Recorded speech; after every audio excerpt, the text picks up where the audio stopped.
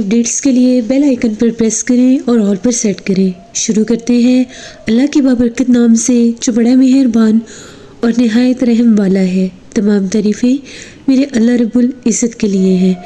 खौफनाक कहानियों के मोअज़्ज़ज़ नाज़रीन को मेरी तरफ से अस्सलाम वालेकुम। उम्मीद करती हूँ आप सब लोग खैरियत से होंगे, जहाँ होंगे खुश होंगे। आज आप लोगों के लिए मैं बहुत डरावनी कहानियाँ लाई हूँ जिन्हें आप लोग बहुत पसंद करेंगे। आज की पहली खौफनाक कहानी इकरा शेयर कर रही है। इकरा कहती है, हम शाहपुर के रहने वाले हैं। आज आपके साथ हम लोगों की ज़िंदगी में पेश आने वाली बहुत ही ज़्यादा डरावनी कहानी शेयर करना चाहती हूँ। आज से तकरीबन 9 साल पहले की बात है। मेरे हस्बैंड ने ये डिसाइड किया कि हम लोगों ने अपना घर नया बनाना है, तो उसके लिए हम लोग रेंट पर कोई घर ले लेते हैं, क्योंकि हम लोगों ने अपने घर को कुछ कमरे जो थे वो दोबारा से नए बनवाने थे, तो हमें कहीं और शिफ्ट होना पड़ना था, तभी वो घर बन सकता था। सर्दियों का मौसम था। मेरे हस्बैंड ने प्रॉपर्टी डीलर से बात की। एक घर का हमें पता चला। वो घर हम लोग देखने के लिए चले गए। शाम 8 बजे का टाइम था। बच्चे घर में ही थे। हम दोनों वो घर देखने के लिए चले गए। डीलर के साथ जब हम लोग उस घर के पास पहुँचे, अब वो घर ऐसे था, वो घर ट्रिपल स्टोरी घर था। जो उसका ग्राउंड फ्लोर था, वहाँ पर उसके ऑनर की अपनी रिहाइश थी, लेकिन अभी वो वहाँ पर शिफ्ट नहीं हुए थे, इसलिए वो हिस्सा उन लोगों ने अपने लिए बंद किया हुआ था। और हम लोगों को जो उन्होंने रेंट के लिए जो पोर्शन देना था वो सेकंड पोर्शन था, और उसके साथ थर्ड पोर्शन था। उसका गेट जो था वो साथ वाली गली में था। हम लोगों को वो जो डीलर था मेन गेट से अंदर लेकर गया। उसने कुछ कार पोर्च का हिस्सा दिखाया कि यहाँ पर आप लोग अपनी गाड़ी या बाइक खड़ा कर सकते हैं। उसके साथ एक गैलरी थी। उस गैलरी से सेकंड फ्लोर की स्टेयर्स ऊपर जा रही थी। वहाँ से हम लोग ऊपर गए। बड़ी तंग सी स्टेयर्स थी। शायद कहीं पुराने दौर का घर था। बहुत नया देखने में नहीं लग रहा था। ऊपर वाले फ्लोर पर जब हम लोग गए तो आगे थोड़ा सा जैसे कोई टेरेस होता है, उसके साथ ही एक एंट्रेंस डोर था। वहाँ पर उसने सारी लाइट्स ऑन की। अंदर हम लोगों को उसने घर दिखाया। सामने 2 बेडरूम थे, साइड पर एक किचन था, उसके साथ एक और रूम था।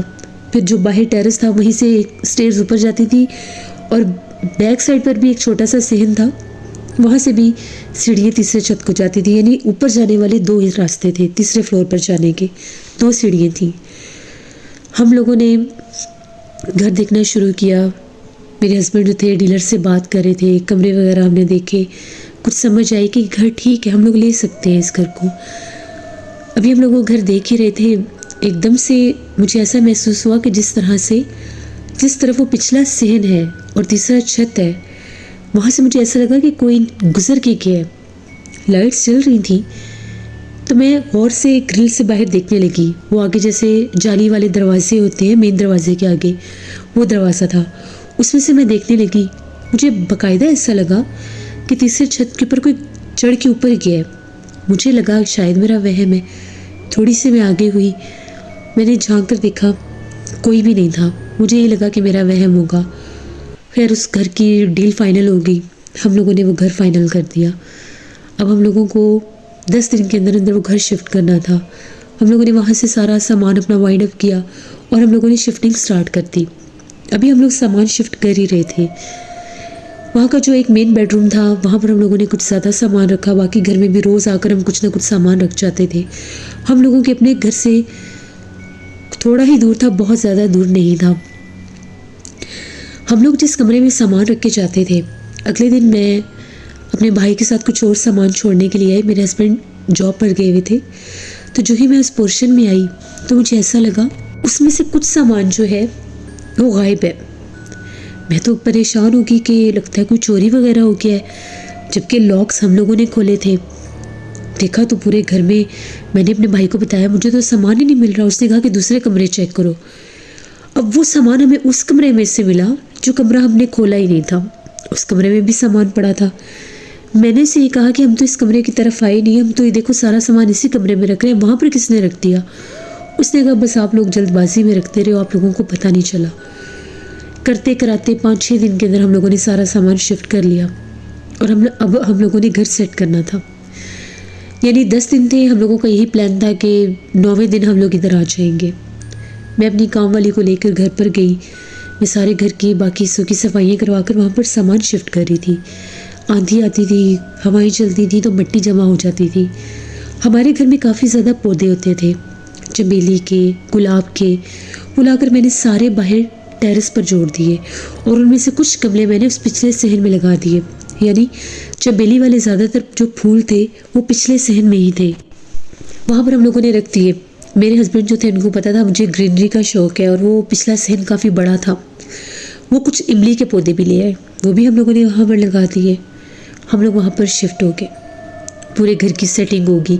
अच्छा, सेटिंग के दौरान भी मुझे महसूस होता था कि जैसे कोई बड़ी तेज़ी से या तो पीछे से गुजरता है या सामने से, यानी बाकायदा महसूस होता था कोई गुजर के जाता है, कोई सर नज़र आता है लेकिन डिसअपीयर हो जाता था। पहली रात थी उस घर में, हम लोग सोए हुए, आहट सी होने लगी। आहट ऐसे थी जैसे नीचे वाले फ्लोर पर कोई है, दरवाजे खुले बंद हुए जबकि लाइट्स स्टिल ऑफ थी। फिर मुझे ऐसा लगा कि जिस तरह से हम लोगों का जो एंट्रेंस डोर है उस तरफ कोई दस्तक दे रहा है। मैंने अपने हस्बैंड को जगाया, मैंने उन्हें ये कहा बाहर एंट्रेंस पर कोई है, कोई बार बार दस्तक दे रहा है। टाइम देखा तो रात के 2 बज रहे थे। उन्होंने कहा कि इस टाइम किसने होना है, साथ वाला कोई घर होगा, सो जाओ। वो सो गए। मुझे नींद नहीं आ रही थी, मुझे अभी भी हलचल महसूस हो रही थी। मैं उठी, मैंने कहा कि मैं देखती हूँ कि भला कौन है। मैं चुपके से कमरे से बाहर निकली, मैं उधर टेरेस की तरफ गई क्योंकि आगे जाली के दरवाजे थे। मैंने वो दरवाज़ा नहीं खोला, मैंने पहला दरवाज़ा खोल कर देखा, बाहर कुछ भी नहीं था। फिर मुझे ऐसा लगा जैसे पिछले सहन की तरफ कोई भाग गया बहुत तेज़ी से। अब मुझे कंफर्म हो गया कि ये कोई या तो चोर है या कोई बात है। उस पिछले सहन में भी एक विंडो थी उस कमरे की जिसको हमने खोला ही नहीं था पहले, जहाँ से सामान मिला था। मैं आराम से उस कमरे में गई, मैंने खिड़की से पर्दा हटाकर देखा तो जहाँ पर वो चमेली के फूल थे, उन चमेली के फूलों के गमलों के पास मुझे कोई बैठा हुआ दिखाई दिया। सर उसका काफ़ी बड़ा था, अब पता नहीं उसके बाल थे या कोई दुपट्टा था, इतना क्लियर नहीं हो रहा था क्योंकि पिछले सहन में हम लोगों ने भी लाइट नहीं लगाई थी। तो हम लोगों के कमरे की जो थोड़ी सी बाथरूम की लाइट थी वो बाहर आती थी। मुझे बाकायदा एक वजूद नज़र आया। मैं एकदम से घबरा गई, मुझे लगा कि कोई चोर है। मैं बड़ी आहिस्ता से उसको देख रही थी, ये करता क्या है। वो बिल्कुल गमलों के ऊपर कोई चीज़ झुकी हुई थी। एकदम से उसने उस विंडो की तरफ देखा जहाँ से मैं देख रही थी। जिस टाइम उसने चेहरा इस तरफ किया तो बस तकफिरुल्लाह, वो बहुत बेहानक मखलूक थी। उसकी इतनी खौफनाक आंखें थी, इतनी बड़ी बड़ी आंखें थी और उसकी आंखों में से जिस तरह से येलो कलर की कोई रोशनी निकल रही थी, बाकायदा जैसे कोई वो स्पार्क कर रही थी आंखें मुझे इस तरह से नज़र आई जैसे बहुत बड़ा चेहरा था। वो छोटा चेहरा नहीं था, काफ़ी बड़ा चेहरा था। मैं देखकर एकदम से पीछे हटी तो जैसे मैंने दोबारा देखना चाहा वहाँ पर कुछ भी नहीं था। मैं बहुत डर गई। मैं जल्दी से कमरे में आई, आकर बिस्तर पर लेट गई कि पता नहीं ये क्या है क्या नहीं। इसी खौफ के आलम में सुबह होगी। सुबह जब मैं जागी, बच्चों को स्कूल भेजा, मेरे हस्बैंड जॉब पर चले गए, अभी मेड नहीं आई थी, मैं पूरे घर में अकेली थी। नीचे वाला जो फ्लोर था वो अभी भी बंद था, ऑनर वहाँ पर नहीं शिफ्ट हुए थे। सुनने में ये आया था कि उन्होंने 3 माह के बाद शिफ्ट होना है। मैं काम कर रही थी, मुझे ऐसा लगे कि कोई मुझे आवाज़ें दे रहा है, मेरा नाम लेकर मुझे कोई पुकार रहा था। जैसे मैं चलते हुए एंट्रेंस की तरफ गई तो नीचे वाले फ्लोर से मुझे कोई आवाज़ें दे रहा था, जैसे कोई औरत है। किचन के साथ एक विंडो थी जो उन सीढ़ियों से आप नीचे झांक कर देख सकते थे। मैं इस विंडो में खड़ी होकर जैसे झांक कर नीचे देखने लगी तो क्या देखती हूँ, एक औरत है, वो नीचे वाली सीढ़ियों में खड़ी हुई है। काफ़ी कदावर वो औरत थी, यानी काफ़ी महसूस हो रहा था कि उसका कद काफ़ी लंबा है, खिड़की तक उसका सर आ रहा था, सफ़ेद बाल थे और जिस तरह से वो मेरा नाम ले रही थी कोई बूढ़ी औरत थी। मैं बहुत डर गई। मैंने पूछा कौन है यहाँ पर, और मुझे तो ये भी पता नहीं था कि मेरा नाम कोई कैसे ले सकता है, बस ये पूछने की देर थी। एकदम से वो आवाज़ बंद हो गई, जैसे वो औरत सीढ़ियाँ उतरती हुई नीचे चली गई। मेरे हस्बैंड आए दोपहर को घर, मैंने उन्हें बताया कि मुझे कोई औरत आवाज़ें दे रही थी नीचे वाले फ्लोर से। आप तो कह रहे थे कि यहाँ पर अभी कोई आया ही नहीं है। उनका ये कहना था कि नहीं, घर तो खाली है, यहाँ पर कोई भी नहीं है। उसी टाइम उन्होंने फ़ोन किया डीलर को उनसे पूछा कि जो नीचे वाला फ्लोर है जो ऑनर के पास है, क्या वहाँ पर कोई फैमिली है? उन्होंने कहा कि नहीं, फैमिली तो नहीं है। मेरे हस्बैंड ने बताया कि मेरी मिसेस को थोड़ी देर पहले कोई औरत आवाज़ें दे रही थी, आप ज़रा कंफर्म करें वहाँ पर कौन है। 1 घंटे के बाद वो डीलर घर पर आया, मुझे साथ लिया, मेरे हस्बैंड को साथ लिया कि आप लोग आएँ, आप लोगों को मैं नीचे वाला हिस्सा भी दिखा देता हूँ। उसने ऑनर से की परमिशन ली, ऑनर से पूछा, ऑनर ने कहा कि हम लोग तो आए नहीं हैं अभी यहाँ पर। हमारे सामने उसने मेन गेट के ताले खोले, हम लोग अंदर गए। मैंने उसको जाकर वो सीढ़ियाँ भी दिखाई कि यहाँ पर मैंने एक औरत को खड़े देखा जो मुझे आवाज़ें दे रही थी। वो घर बिल्कुल खाली था। जिस जगह पर मैंने उस औरत को खड़े देखा था वहाँ सामने दीवार के ऊपर हाथों के निशान लगे हुए थे। निशान ऐसे थे जैसे भी गीले हाथ कोई दीवार के ऊपर रखता है। मैंने अपने हस्बैंड को फ़ौरन इशारा किया कि ये देखें हाथों के निशान। डीलर ने भी देखे, वो लोग बड़े परेशान। डीलर ने वहीं पर ऑनर को कॉल की और कहा कि ये जो वहाँ पर जो लोग आए हैं रहने के लिए, उनके साथ ये मसला हो रहा है। वो किराएदार बता रहे हैं कि यहाँ पर कोई औरत आवाज़ें दे रही है। उन्होंने कहा कि नहीं, इनको वहम हुआ है, ऐसा वैसा कुछ भी नहीं है, आप लोग ऐसी बातें करके हमारी प्रॉपर्टी को ख़राब कर रहे हैं, अगर ये लोग नहीं रहना चाहते तो आप इनसे कहीं यहाँ से चले जाएं। ये कहकर उन्होंने फ़ोन बंद कर दिया। अब डीलर भी परेशान हो गया। मेरे हस्बैंड ने कहा कि ठीक है, कोई मसला नहीं, हम लोग शायद इनको वहम हुआ हो। उन्होंने भी बात टाल दी। हम लोग ऊपर वापस आ गए। हाथों के निशान तो मैंने भी देख लिए थे। अभी तो मैंने उनको वो रात वाली बात बताई नहीं थी जो बाहर गमलों के पास मैंने किसी को बैठे देखा था। फिर मैं भागती हुई बाहर गई सहन में, जहाँ पर मैंने उस मखलूक को झुके हुए देखा था। जब मैं वहाँ पर गई तो मैं क्या देखती हूँ, चमेली के गमलों के पास 2 नेल्स पड़े हुए थे, हाथों के नाखून। इतने लंबे नाखून थे जितनी एक इंसानी उंगली होती है। ना तो वो किसी परिंदे के थे, ना ही किसी जानवर के। मैंने अपने हस्बैंड को बुलाया, मैंने कहा ये देखिए ये क्या चीज़ है। वो हाथ लगाने लगे, मैंने पीछे कर दिया कि हाथ ना लगाएं, ये मुझे ऐसे लग रहा है जैसे कोई नेल है।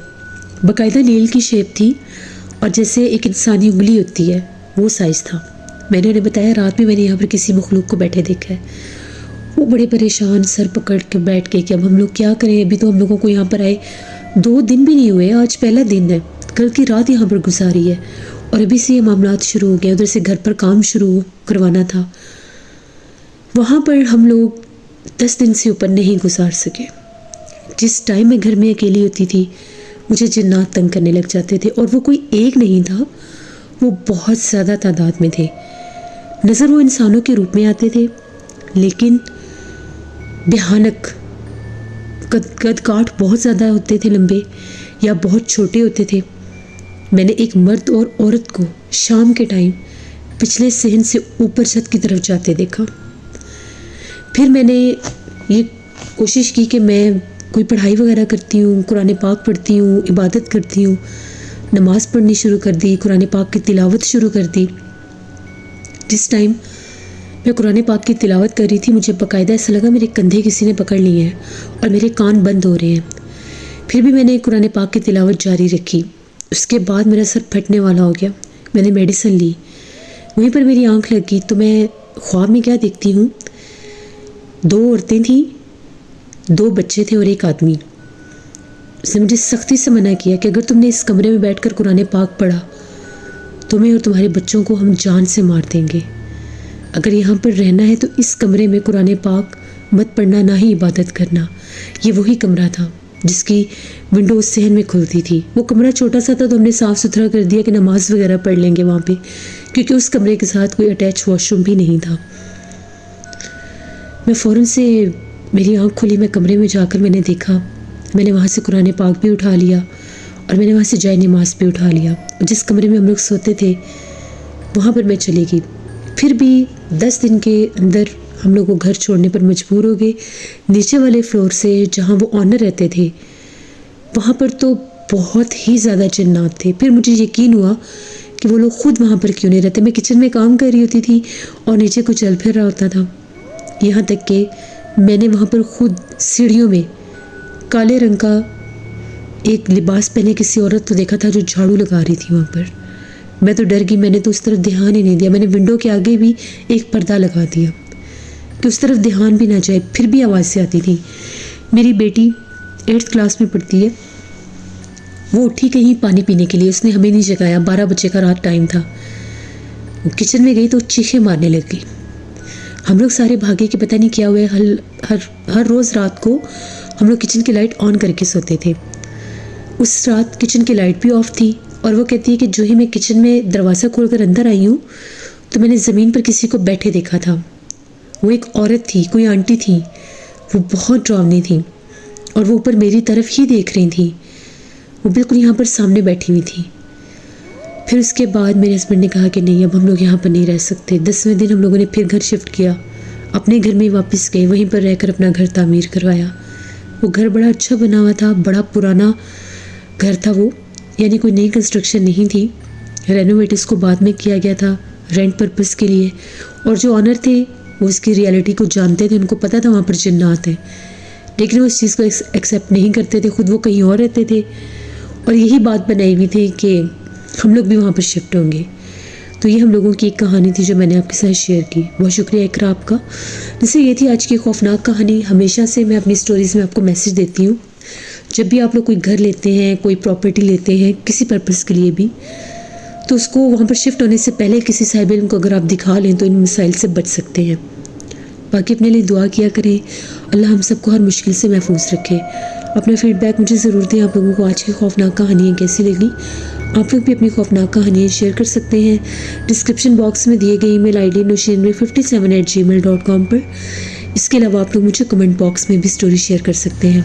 और स्टोरीज़ उर्दू पर मैं कल स्टोरी ऑन एयर करूँगी, उसको भी विज़िट करिएगा और सब्सक्राइब करिएगा। अपना बहुत सा ख्याल रखिए, अपनी ढेरों दुआ में मुझे, मेरी फैमिली, मेरे पूरे पाकिस्तान को याद रखिएगा। Thank you for listening my stories. Stay blessed. Allah ने के बाद।